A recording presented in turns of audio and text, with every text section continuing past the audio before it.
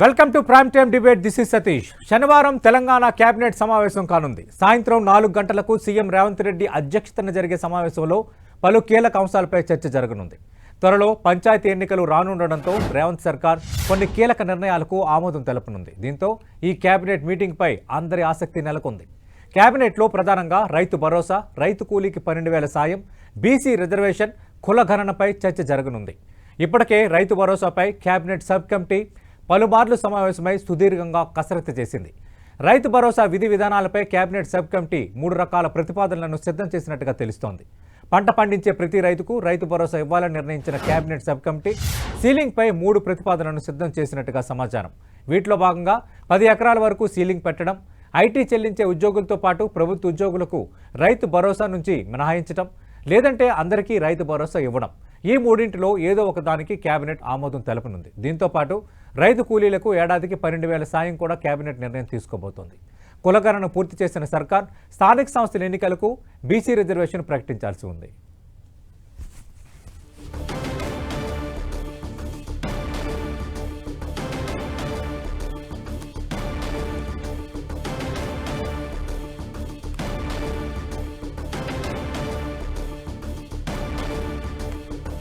ప్రధానంగా రేపు రైతు భరోసాపై కీలక ప్రకటన చేసే అవకాశం కనిపిస్తోంది.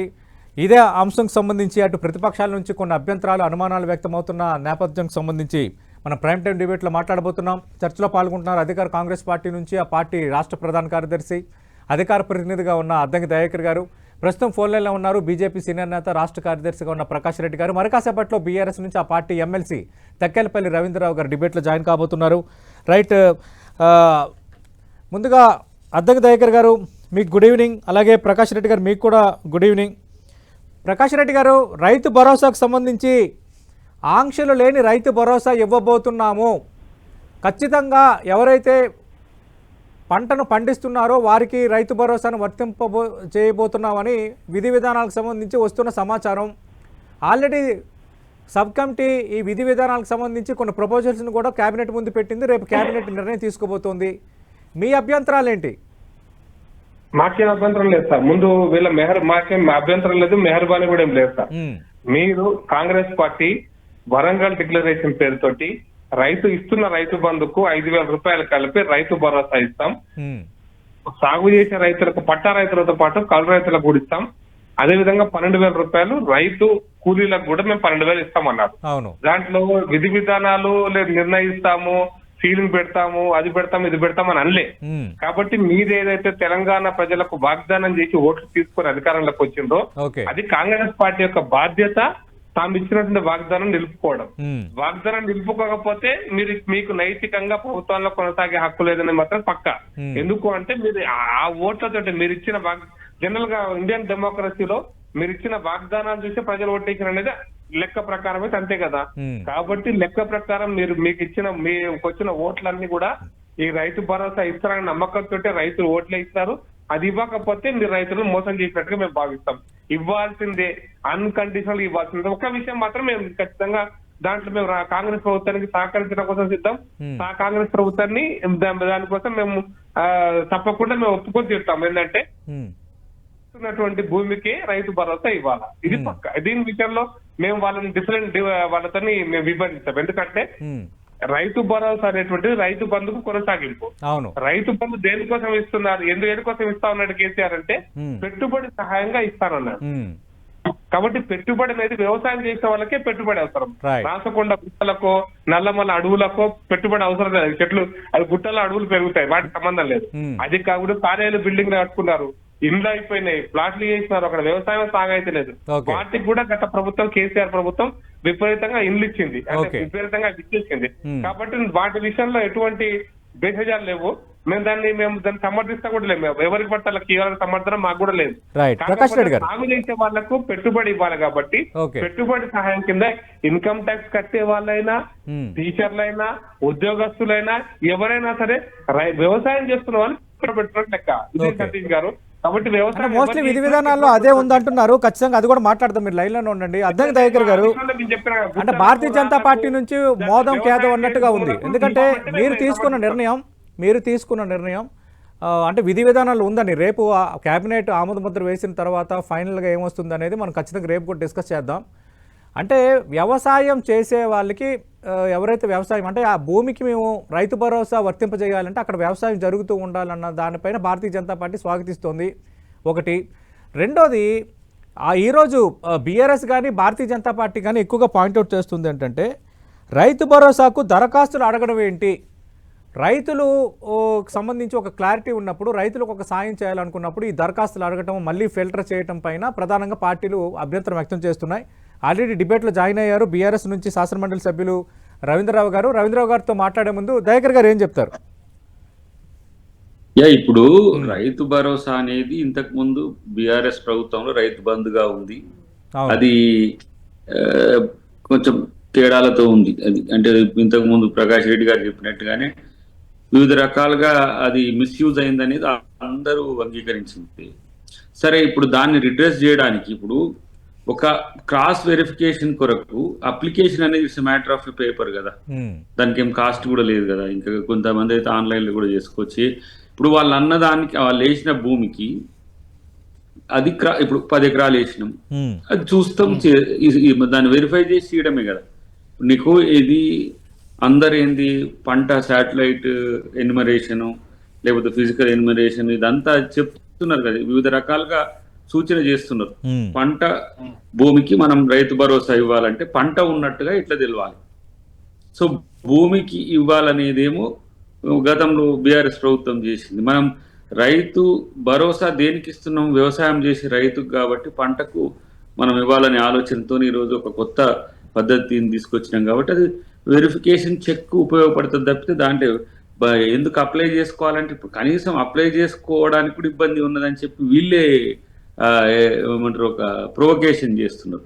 ఒక విలేజ్ లో ఎంత వేసుకున్నాము ఏం చేసినాము అనేది ఒక విలేజ్ కి ఒక మండల్కి ఒక నియోజకవర్గానికి ఇట్లా ఒక లెక్క ఉంటే మరింతగా దానికి మనం ఎవరు కూడా దాంట్లో తప్పులు చేయడానికి అవకాశం ఉండదు. మేము వాళ్ళు అప్లికేషన్ చేసుకున్నారు, ఇగో ఇన్ని ఎకరాలు ఉన్నది కాబట్టి ఇగో ఇంత మేము వాళ్ళకి పే చేసినాం అని చెప్పడానికి కూడా అధికారులకు కూడా మంచిగా ఉంటుంది. ఎవరైతే భూమి వ్యవసాయ సాగు కొరకు వేసిండ్రో అధికారులు ఎన్యుమరేషన్లో తక్కువ చేసినో లేకపోతే శాటిలైట్ అన్ని ఇట్లా ఎక్కువ చేసిన ఇదంతా కాకుండా యాక్యురసీగా ఎవరైతే పంట వేస్తారో వాళ్ళకి మనం రైతు భరోసా ఇచ్చే ప్రయత్నం అయితే చేస్తాం. ఇక దాంట్లో ఎంత వరకు ఉన్న దానికనేది రేపు క్యాబినెట్ సబ్ కమిటీ ఇచ్చిన రిపోర్ట్ ప్రకారం వాళ్ళు క్యాబినెట్ ముఖ్యమంత్రి గారు క్యాబినెట్ మంత్రులు ఏం నిర్ణయం తీసుకుంటారో దాన్ని బట్టి మనం చర్చించవచ్చు. కానీ రైతు భరోసాను ఒక సైంటిఫిక్ అప్రోచ్ లో నిరంతరం కొనసాగే విధంగా మరింత రైతుకు ఉపయోగపడే విధంగా చేయాలనేదే ప్రభుత్వం. అంటే దయాకర్ గారు మీరు ఎకరానికి 7,500 చొప్పున చెల్లిస్తామని హామీ ఇచ్చారు ఒకటి, అలాగే ఈ ఎకరాలకు సంబంధించి కూడా సీలింగ్ ఉంటుందా అనేది ఒకటి. రెండోది కౌలు రైతులకి 12,000 సాయంకి సంబంధించి కూడా విపక్షాలు లేవనెత్తున్నాయి. ఇప్పుడు కౌలు విషయంలో కౌలు భూ హక్కుదారు తీసుకుంటుండా లేదా అనే దాని మీద కూడా ఉంటది. ఇప్పుడు ఎగ్జాంపుల్ ఒక కౌలు తీసుకున్న ఒక రైతు తను కౌలు రైతుకు కట్టిన తర్వాత కౌలు ఆ భూమికి సంబంధించిన పంట మనకు వ్యవసాయానికి పంటకు మనం భరోసా ఇస్తున్నాం తప్పితే కేవలం భూమి ఉంది కాబట్టి ఆయనకే కౌలు వస్తుంది, ఆయనకి రైతు భరోసా వస్తుంది అనేది ఉండదు కదా. చాలా మందికి భూములు ఉంటాయి. ఎగ్జాంపుల్ వేరే వాళ్ళు కౌలుకి ఇచ్చుకుంటారు. వాళ్ళకు వ్యవసాయం చేయకపోయినా రైతుగా మనం ట్రీట్ చేయడం అనేది అది ఎంత మేరకు సబబు అనేది మీరే ఆలోచించండి. అట్లా కూడా ఇద్దామనంటే అది ఇక మిగతా వేరే ముచ్చట్లే ఉండదు. గతంలో టిఆర్ఎస్ చేసిన పని అవుతుంది కదా. ఇక ఎక్కడన్నా ఉండని ఏమన్నా కానీ భూమి ఎవరి పేరు మీద ఉంటే వాళ్ళకు 10,000 పడేటట్టు చేసిండు ఆయన, అంతే 5,000 పడేటట్టు చేసిండు. కాకుండా నిజమైన పంట పండించి రైతుకు సహకరించాలని ఏవైతే పైసలు ఇప్పుడు మనం ఎవరి పైసలు అంటే ప్రభుత్వాన్ని అంటే ఎవరి మళ్ళా ప్రజలే కదా. ప్రజల డబ్బును దుర్వినియోగం చేయకుండా ఉండాలంటే నిజ రైతుకు మనం ఇవ్వాల్సిన అవసరం ఉందనేది ప్రభుత్వం ఆలోచిస్తున్న ఆలోచన తప్పితే దీంట్లో వేరే డిఫరెన్స్ ఏం లేదు. ఓకే, రవీంద్రరావు గారు నమస్తే సార్. రవీంద్రరావు గారు, రైతు భరోసాకు సంబంధించి కేబినెట్ సబ్ కమిటీ విధి విధానాలు ఖరారు చేసింది. రేపు కేబినెట్లో డెసిషన్ తీసుకున్న తర్వాత ఇంకా ఫైనల్ రూపు వస్తుంది. అంటే ప్రభుత్వం ఏ రీతిలో దీన్ని అమలు చేయబోతుందన్న దానిపైన ప్రధానంగా గతంలో మీ ప్రభుత్వ హయాంలో సాగు చేయని భూములకి 21,284 కోట్లు చెల్లించారని అసెంబ్లీలోనే ప్రభుత్వం అధికారిక ప్రకటన చేసింది. ఈసారి పెడుతున్న ప్రధాన నిబంధన ఏంటంటే ఖచ్చితంగా ఆ భూముల్లో సాగు జరుగుతూ ఉండాలి, అంటే వ్యవసాయం అనేది జరుగుతూ ఉండాలి, అదే అనేది ఒక ప్రధాన అర్హతగా ఇక్కడ పెడుతున్నారు. మీ అభ్యంతరం ఏంటి? ఒకటి, వారు 20,000 కోట్ల చిల్లర వ్యవసాయేతర భూములకు ఇచ్చింది అనేది తప్పుడు స్టేట్మెంట్. అదొకటి తప్పుదో పట్టించింది. నేను ఇప్పుడు దీని మీద మీరు నాకు చెప్పలేదు కాబట్టి నేను మరో వేదికల ద్వారా మా పరంగా మేము మొత్తం కూడా లెక్కలు చెప్పినాం. అది తప్పుదో పట్టించి ఎందుకు ఎగ్జాంపుల్ మనం ఎన్ని చెప్పుకోవాలి సతీష్ గారు, ఒకటా రెండా? మొన్న మీరు రైతు రుణమాఫీ అని ఇచ్చిండ్రు. 40% అయింది రైతు రుణమాఫీ, 60% రైతులకు గాలే. బ్యాంకుల చుట్టూ తిరుగుతున్నారు, చెప్పుల రేటు తిరుగుతున్నారు అనే మీరు దరఖాస్తులు పెట్టుకోమనం అన్నారు. తలకొరివి ఎన్ని రకాలుగా అంటే అన్ని రకాలుగా. మీ 2 లక్షల పైన అప్పు కట్టమనంటే అప్పు కట్టారు. అప్పు కట్టినాక కూడా 2 లక్షల పైన కట్టినవి కూడా కట్టించుకొని కూడా 2 లక్షల రుణమాఫీ చేయడాలి. కుటుంబంలో ఒక్కరికి మించి ఎక్కువ రుణమాఫీ ఉంటే అది ఆపేస్తున్నారు. ఇక ఉద్యోగాలు ఉన్నాయని, మీకు అది ఉన్నాయని, ఇది ఉన్నాయని 1,00,000 కారణాలు మీ టీవీ ద్వారా ఎక్కడ విచారణ, ఏ గ్రామంలో, ఏ బ్యాంకులో, ఏ సొసైటీలో చేసినా గానీ రైతుల గోస అరివి మీరిన గోస. ఇది చాలా దుర్మార్గమైన విషయం. మీరు 100 రోజుల్లో 6 గ్యారెంటీలు అమలు పరుస్తాం అన్నారు. సంవత్సరం దాటింది. ఏ విధి విధానాలండి, ఏ లెక్కలండి, ఏ సైంటిఫిక్ విధానాలండి? మీరు ఒక జిల్లా కలెక్టర్ కి ఒక్క 24 గంటల సమయం ఇవ్వండి. 24 గంటల్లో ఆ జిల్లాలో పంటేసే భూముల లెక్క ఏందనేది సులభంగా చెప్తారు. దాంట్లో డౌట్ ఏంది? ఒకవేళ మా ప్రభుత్వంలో కూడా పంటేసిన భూములు ఎన్ని, వ్యవసాయం పండించే 1,52,00,000 ఎకరాల భూములకి పంట పండుతున్న భూములు 18 లక్షల ఎకరాలు ఇతరత్ర భూములు ఉన్నాయని చెప్పేది ఉన్నది. ఆ లెక్క మీరు అవి పక్క పెట్టి ఇవ్వరాదండి. మీరే వేషాలు లెక్క పెట్టడం ఎందుకు? ఇప్పుడు ఇళ్ళకి దరఖాస్తులు అన్నారు.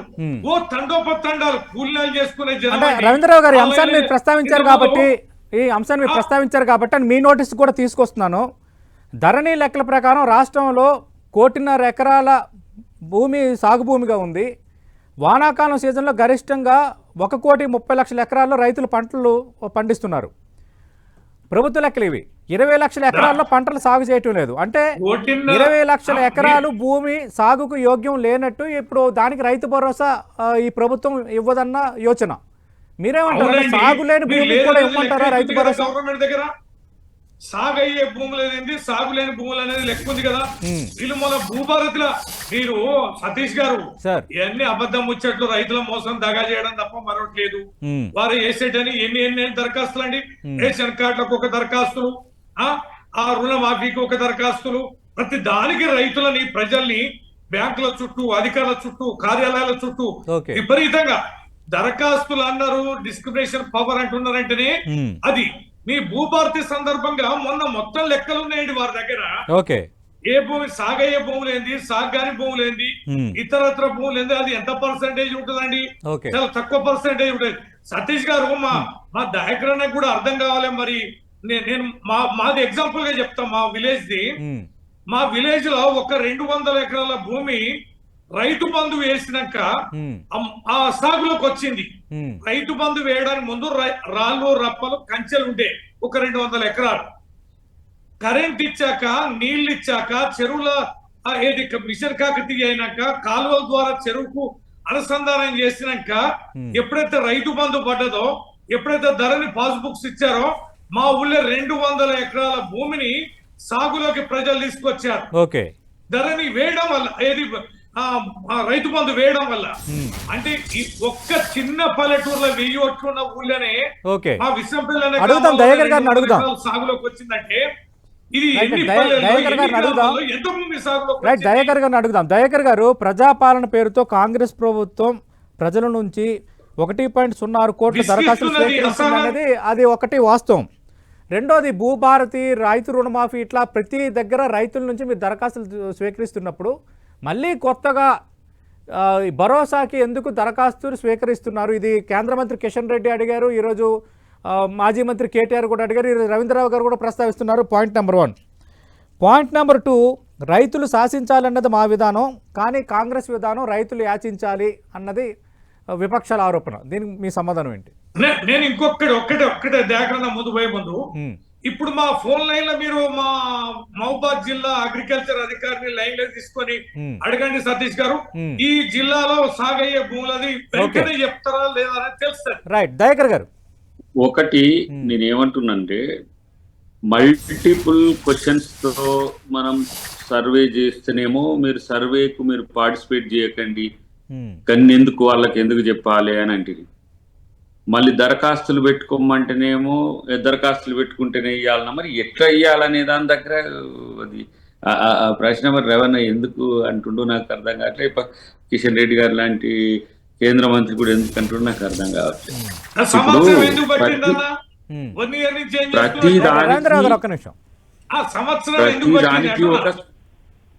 ప్రతి దానికి ఒక స్పెసిఫికేషన్ ఉంటది. మీరు ఇప్పుడు భూమికి ఇస్తే డెఫినెట్ గా మీరు అన్నట్టుగా ఆ భూమి హక్కుదారు ఎవరు ఉంటారో వాళ్ళకి వెళ్ళిపోతుంది. ఇప్పుడు మనకు పంట కూడా వర్కౌట్ కావాలంటే ఏంది, ఎన్ని లక్షల హెక్టార్లు మనము వరి వేసినాం, ఎంత మనం కందులు వేసినాం, ఎంత పెసలు వేసినాం, ఎంత పత్తి వేసినాం, ఇది కూడా డేటా కావాలి గవర్నమెంట్. తర్వాత నేనేమంటాను, ఇప్పుడు వేసిన పంట డేటా అని నేనేమంటున్నా విని, నువ్వు అన్నది డేటా ఉండదని కాదు, మీరు అడుగుతున్న దానికి దేనికి అనేది ఒకటి. ఇప్పుడు మనం కందులకు మద్దతు ధర ఒక తిరిగి ఇచ్చినాం, పెసలకు మద్దతు ధర ఒక ఉంది, దీనికి వరికి ఒక తిరిగి ఉంది, బోనస్ కూడా ఏంది సన్న బియ్యానికి కూడా ఉంది. ఇవన్నిటిని కూడా ఎన్యూమరేట్ ఒక్కసారి సిస్టమైజ్ చేస్తే నెక్స్ట్ టైం ఇంకా వేరే అవసరమే లేదు. ఇక నెక్స్ట్ టైం కూడా ఆ ఎకరాలు వాళ్ళు వేసిండ్రా లేదా అనేది డీటెయిల్స్ తీసుకుంటే చాలు, ఏఓ నుంచి ఏఈఓ నుంచి. ఇప్పుడు చేస్తున్నదంతా కూడా ఒక సైంటిఫిక్ అప్రోచ్ చేస్తున్నాం. ఊరికేనే ఏమంటాము ల్యాండ్కి ఇవ్వట్లేదు కాబట్టి స్పెసిఫికేషన్స్, తర్వాత పంట దిగుబడి కూడా ఎంత వచ్చిందో ప్రభుత్వానికి ఒక లెక్క ఉంటుంది. ఇప్పుడు వాళ్ళది ఏమైనా కానివ్వండి, ఎవరికైనా అమ్ముకోనండి, ప్రైవేట్ వాళ్ళకి అమ్ముకోనియండి, ఇతరత్ర వ్యాపారులకు అమ్ముకోనియండి, ప్రభుత్వానికి ఒక లెక్క ఉండాల్సిన అవసరం ఉంది అనేది ప్రభుత్వం యొక్క ఆలోచన. రెండవది, ఇప్పుడు మేమేమి ఆకాశం నుంచి ఏమి ఊడిపడ్డట్టుగా పరిపాలన ఏం లేదు. గతంలో ఏ ప్రొసీడింగ్స్ ఉన్నాయో వాటిలో ఉండే లుకానాస్ని మాత్రమే ఎలిమినేట్ చేద్దాం, మిగతా వాటిని స్టాండర్డ్ చేద్దాం. అక్కడ మీకు ఏమైనా సమస్యలు వచ్చినాయి అనుకో, రేపు రైతు భరోసా ఇది హామీకి సంబంధించిన విధి విధానాలు వచ్చినాయి అనుకోండి, మేము అన్న హామీ ఏంది, వచ్చినది ఏంది అనే దాని దగ్గర మీరు రాజకీయ విమర్శ చేయండి, రైతుల పక్షాన పోరాడండి, అదేం పెద్ద దాన్ని వ్యతిరేకించం.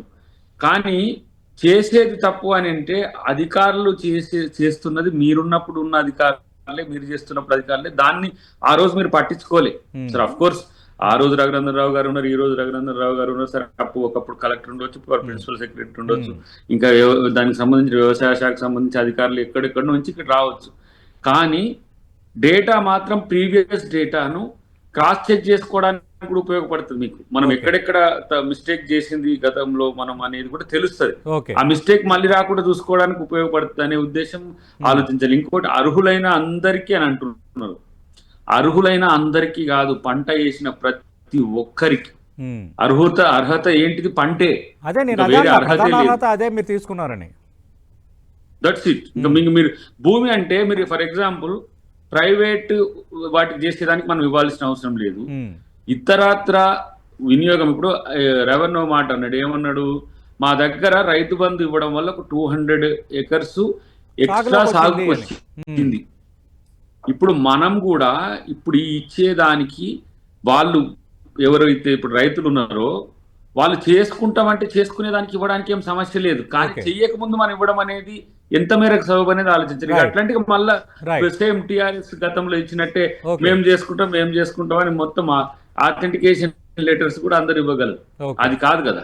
కాబట్టి ఇలా పథక ఉద్దేశాన్ని మీరు అర్థం చేసుకోవడం అనేది మంచిది. ఇంకోటి, రైతు బంధుకు రైతు భరోసాకు తేడా ఒకటే ఉంటది. వాళ్ళు భూమికి ఇచ్చింది, మేము పంటకి ఇస్తున్నాం, ఇవి రెండింటికి తేడా ఉంటది. భూమి ఉన్న రైతును ఇతరత్ర ఏం చేయాలనేది మళ్ళీ ఆలోచిద్దాం. ప్రకాష్ రెడ్డి గారు, ఒక సైంటిఫిక్ అప్రోచ్ కోసమే దరఖాస్తులు స్వీకరిస్తున్నాం, దాన్ని ఎట్లా తప్పు పడుతున్నారు అన్నది కాంగ్రెస్ అడుగుతున్న ప్రధాన ప్రశ్న. అక్కడ భూమికి ఇచ్చారు, ఇక్కడ పంటకి ఇస్తున్నాం, అంతే తేడా. రైతు బంధుకు రైతు భరోసా కానీ చాలా క్లారిటీగా దయాకర్ గారు చెప్తున్నారు. మీకు అభ్యంతరం అండి మరి దరఖాస్తులు స్వీకరించకుండా ఎవరు పంట పండిస్తున్నారు, ఎంత పంట పండిస్తున్నారు అన్న వివరాలు మరి తెలియాలంటే ఏం చేయాలి?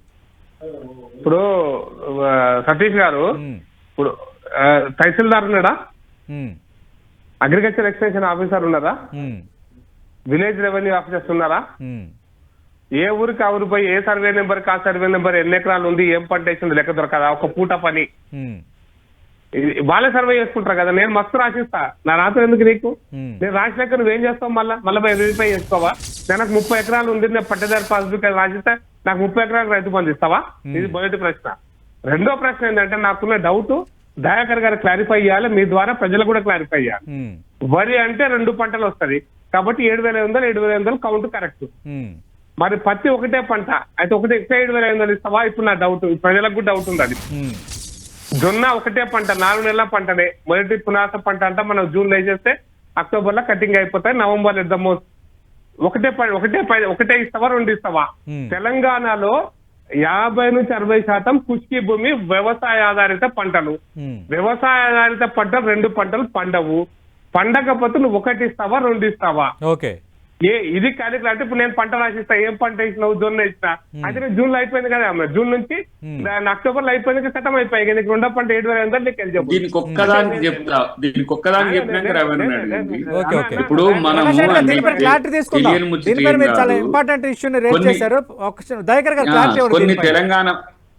కొన్ని తెలంగాణ పల్లెల్లో కత్తెర అని ఉంటది. అవును, కత్తెర అంటారు అంటే ఇమ్మీడియట్ వ్యవసాయం అయిపోగానే వేస్తాం. అది మీకు ఇమ్మీడియట్ గా 3 months లో వచ్చేది ఉంటది. 3 పంటల ఇది కూడా ఉంటది. అంటే కత్తెర ఒకటి, వానాకాలం ఒకటి, యాసంగి ఒకటి. కానీ రైతు బంధుని మనం 2 sectors గా మనం డివైడ్ చేసినాం. రెండో సెక్టార్ ఇప్పుడు అప్లికేషన్ అనేది ఎందుకు ఇప్పుడు ప్రకాష్ రెడ్డి గారు వారే క్లారిఫై ఇచ్చిండ్రు. నెక్స్ట్ టైం అప్లై చేసుకుంటప్పుడు మళ్ళీ నేను వేసిన పంటను ఆఫీసర్ క్రాస్ చెక్ చేసుకుంటాడు, వేసిండా లేదా అనేది చూసుకుంటాడు. కానీ మనమే పోయి సర్వే చేసి చేయాలనేది ఇప్పుడు అంత స్టాఫ్ ఉందా మనకు? ఫర్ ఎగ్జాంపుల్ ఏఈఓ ఎంతమందికి ఒక గ్రామ శివారు ఒక 3,000 ఎకరాలు ఉంటది. నువ్వు అప్లై చేసుకుంటే ఎవరికి వాళ్ళు అప్లై చేసుకుంటే 1 day అయిపోయేదానికి నువ్వు ఒక వారం రోజులు సర్వే చేయమంటున్నావు. అది ఇది ఆలోచించండి. కాబట్టి ఇట్లాంటి ఏదో వ్యాలిడ్ క్వశ్చన్స్ ఉంటాయో అవి రేపు వాటిని అన్నిటిని కూడా రైతు భరోసాకి సంబంధించిన అంశాలు క్యాబినెట్ సబ్ కమిటీ డిస్కస్ చేసిందే ఈ మైన్యూర్ పాయింట్స్. కాబట్టి ఇక్కడ ఎవరు పంట ఎప్పుడు వేసినా మనం ఇప్పుడైతే 2 terms అనుకున్నాం కాబట్టి ఆ 2 terms లో సెకండ్ టర్మ్ వాళ్ళు వేయలేదు, ఏది ప్యాడీ వేయలేదు, ఇంకో వేరే పంట వేసుకున్నారు, దానికి వస్తుంది.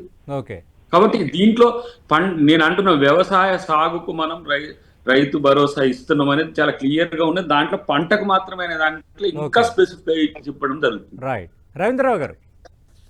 ఇప్పుడు సతీష్ గారు, ఇప్పుడు ఇదే ఎమ్మెల్యేలకు మినిస్టర్స్ ఇవ్వాలి. 6 మంత్రులు ఖాళీ ఉన్నాయి. కీలకమైన శాఖలన్నీ కూడా పెండింగ్ లో ఉన్నాయి. విద్యాశాఖ లాంటి, హోంశాఖ లాంటి కూడా. అంటే ఇదే ఎమ్మెల్యేలకు ఇవ్వడానికి సంవత్సరం ఎందుకు దాటింది అంటే జవాబు చెప్పమానండి. లేరా ఎందుకు ఢిల్లీలో పడి ఎమ్మెల్యేలు అందరు పడిగాపులు దాస్తారు. మా దగ్గర ఎమ్మెల్యేలు కూడా రోజులు తరబడి ఉంటాలే, ఎడిపోతున్నారు ఎమ్మెల్యే అంటే మంత్రి కోసం పైరేవి తిరుగుతున్నారు అంటున్నారు.